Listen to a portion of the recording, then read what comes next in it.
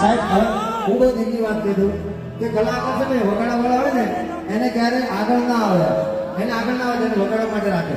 પણ આ મારી માટે વગાડવાવાળાથી મારો નાનો ભાઈ છે અને જાહેરમાં કહું છું, કહેવાનો છું અને કહેતો રહેવાનો છું. કારણ કે એની પાસે કલા છે, એની ઉપર સરસ્વતીના આશીર્વાદ છે, એની પાસે અવાજ પણ છે, એની પાસે ઢોલની કલા પણ છે અને વર્ષોના છે પાછું. એટલે એને એકવાર જોરદાર તાળીથી બતાવો.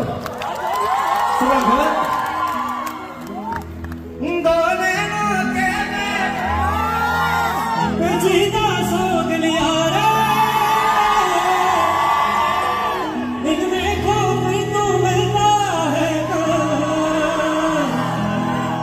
तुझको मन से बिजरे सारा प्यारे उड़ जा कहने से सुना गई तू है कहाँ मर्जी तेरी जीवन ले आ